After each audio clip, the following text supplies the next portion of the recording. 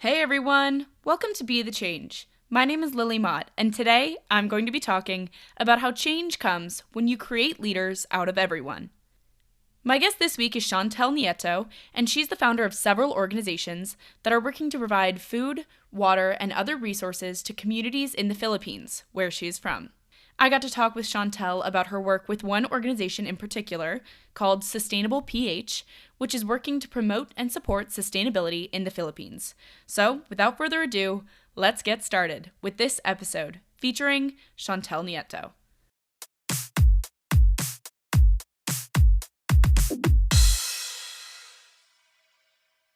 Hi, my name is Shawntel Nieto. I'm from the Philippines. I've lived and worked in the Philippines all of my life.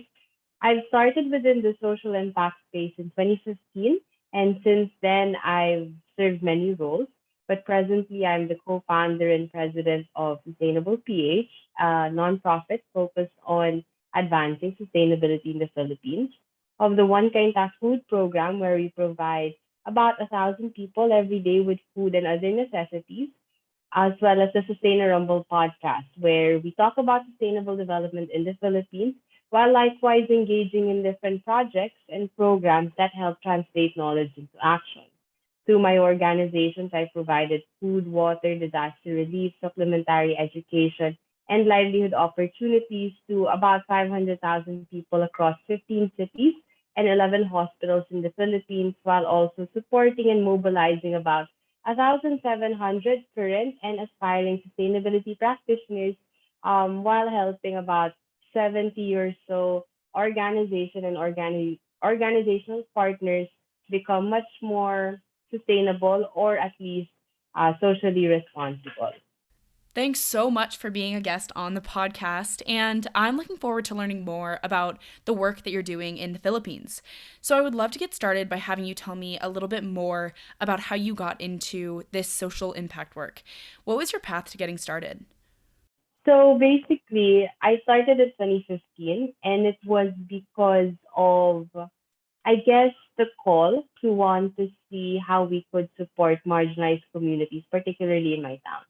So in 2015, I was spending my afternoons in communities along our floodway. So the floodway is basically a river where the floodgates are. So when the typhoons come, and they come every year, these rivers are where the floods pass by. So I was spending my afternoons with the communities there, and that's where I met people like Aling Dolor, Ate Christie, and I got to know more about their daily life. I got to know more about their dreams, their aspirations, but also about the struggles they face every day. So I was being toured all around by Aling Dolor. And when we reached her house, I realized that there was no plug at all, no socket. And I asked why, and it was because for about 10 months then, she had no ability to pay for electricity. And so she just wasn't connected to the main power lines anymore. And that was a very shocking moment for me because I never even realized that the person I was spending majority of my time with when I was there in the community always came home to a home without light.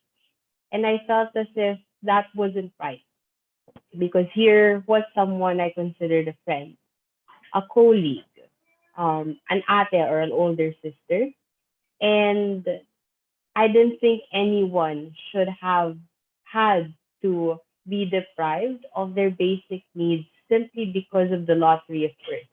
And so since then, I've worked to address poverty and marginalization in whatever form I can, whether it's through the provision of access to basic needs such as electricity, water, or food, or through working systemically to see how we can improve, the overall system we're all in order to reduce um, marginalization and exploitation.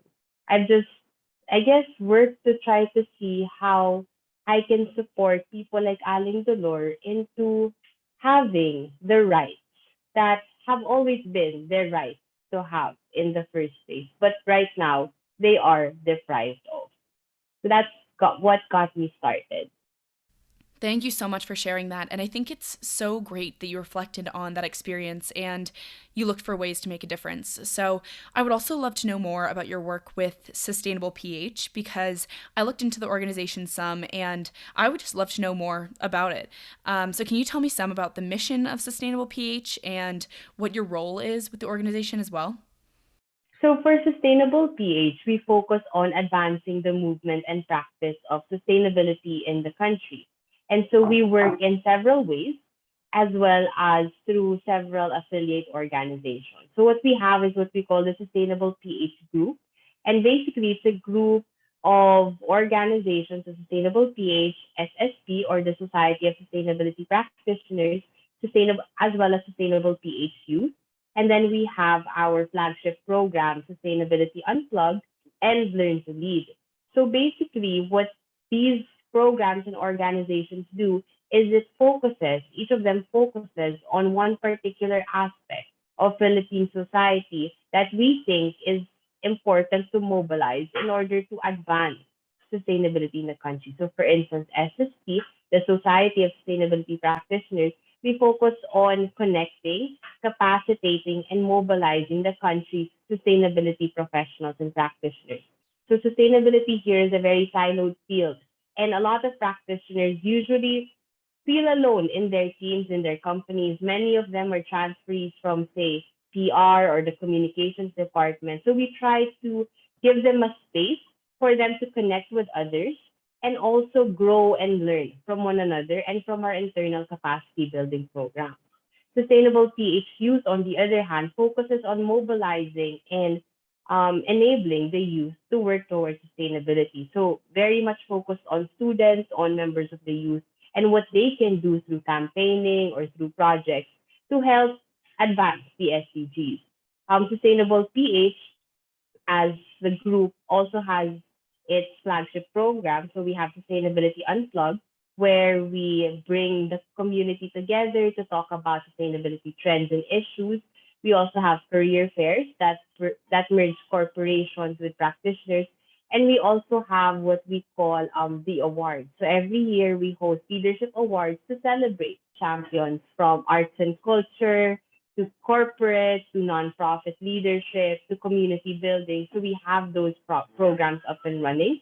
And then, of course, we have other projects such as Learn to Lead, which is our capacity building arm for the public. So Learn to Lead basically creates workshops and training programs for organizations or corporations so that we can help them build their team's capacity for sustainability. We also have what we call Learn to Lead Sustainability, our 6 week cohort, wherein you come in with someone who has influence and who has some knowledge on sustainability, and then you come out a leader able to actually spearhead sustainability strategy where you are at. So it's an extensive program, limited in slots per cohort, but very well thought of by Filipino practitioners for Filipino practitioners. We have all of these moving parts, but the main goal really is to connect, capacitate, and really mobilize our country's current and future sustainability leaders because we believe that no one person can really solve all of the country's problems. No one person can facilitate or advance sustainability in the country. But if we create sustainability leaders out of everyone, no, we make sustainability instinctive for everyone, then we can actually move towards becoming a sustainable country all throughout. So that's the gist of what Sustainable PH does and is all about. Thank you so much for explaining that. And I think the way that Sustainable PH is organized is really effective because through all of these different groups that make up the organization, you're addressing different groups of people and broadening the scope of the work that the organization is able to do and is willing to do. So, you also mentioned that you run a podcast, and I'm sure that you've had so many great conversations through that project. And of course, all of this other work that you're doing. What is some of the best advice that you've gotten? Is there any advice that has really stuck out to you? Definitely. Actually, one of the greatest pieces of advice that I received was from one of our co-founders in Sustainable PH, so Colleen Davila Palaganas. She was actually the one who really, I guess, implanted the thought of creating leaders out of everyone in our heads. Because it's true. One of my other colleagues, Mai, she constantly reminds me of the need to empower other people into stepping up and really growing through stepping up in their roles. So I think as leaders, we tend to want to do as much as we can in order to support the team. And there are roles that we, I guess, by default, automatically take up. But what I've learned over the past couple of years is that it's important to delegate, not just only so we don't spread ourselves too thin, but also so that we enable other people to grow in capacity, in skill, in leadership, and in confidence. But simply by taking part or stepping up in the roles that you provide them with. So now more than ever, I try to be very mindful of just how conducive to growth and exploration the work we do internally and externally through Sustainable PH to our One Quinta food program is for all the people involved. The second, I think, equally important piece of advice that I've received is from the Dalai Lama Fellowship, so some of my mentors there. They always talk about co-creating the vision with all of the stakeholders involved. So whether it be your team members or say your beneficiaries, your partners, it's important that you co-create the solution and as well as a vision that you share. Because it's very important that you have that anchoring goal and vision in mind so you know where you're headed. And this I guess, direction is what will keep you grounded should difficult decisions make themselves apparent for you to make overall. I think that's another very important aspect that sometimes we forget when we focus solely on goals or when, as leaders, for instance, we have a personal vision for the organization. But I think it's important to ask whether this vision is was co-created and is shared by the team, and if it's continuously communicated and clear for everyone still. Because it's very easy to get lost in translation.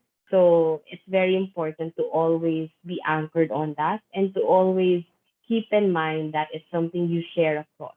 Because it's a shared journey after all. Thank you so much for sharing that advice. And I love that idea about making leaders out of everyone and empowering them to create and share your mission. So, I have one last question for you, and it involves some more advice. Lots of young people around the world want to create change and they want to make a difference, but they may not know how or maybe where to get started. Do you have any advice for those people who may be listening? I would say you have to start with yourself and your values. So it's a process of zooming in and zooming out. So I'd say first, of course, we zoom out into the world, but as we perceive it, as we experience it. So there are a lot of different values exercises that we can take in order for us to really dig deep into what we value. You know? Whether it's empathy, fairness, and compassion, or perhaps independence, growth, empowerment. Different people will have a different set of values that mean the most to them and that influence not only our decision making, but also what we care most about in this world. The world has a lot of problems. We can definitely choose what we want to take a crack at. The question is, what do we choose? And so it's important then to be grounded and knowledgeable about our values so that whatever it is we choose, the vocations, the careers, the projects we build, they're founded and they're grounded on it. Because these values are what will fuel our why. And this why is what will help us continue going despite challenges, tribulations, uncertainties that we might face. So very important, dig deep into your why and then try to visualize what legacy you want to leave behind based off of it. What vision, if you look into the future, what future of the world would you want to see? And what future would you want to see and craft for yourself in it? Think about that legacy building. Think about what kind of change you want to see, and then get into work that aligns with that. Can be small, it can be big, but never really fully forced.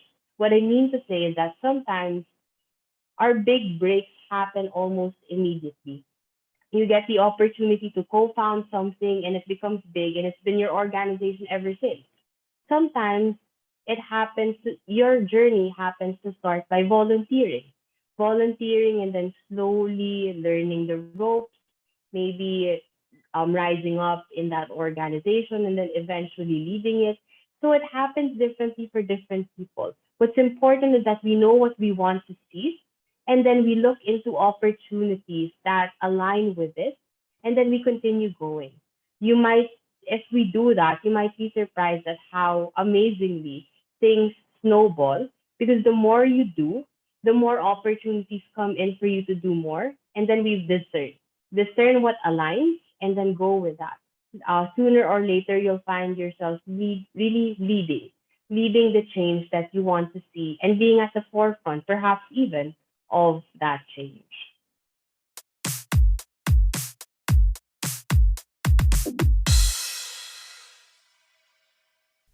I really enjoyed this conversation with Shawntel, and it was so interesting to learn about her work in the Philippines. I especially enjoyed the advice Shawntel shared about creating leaders out of as many people as possible.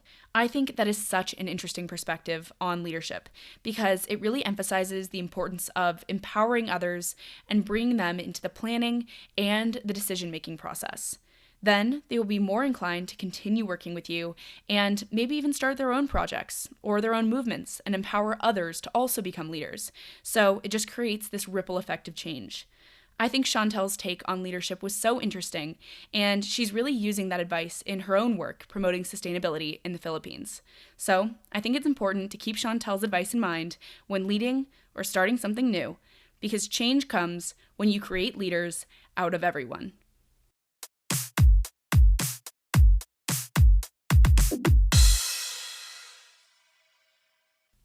Thank you so much for listening to this episode, and you can find Shawntel on Instagram at Shawntel Nieto to get connected with her, and you can find Sustainable PH on Instagram as well at Sustainable PH Official.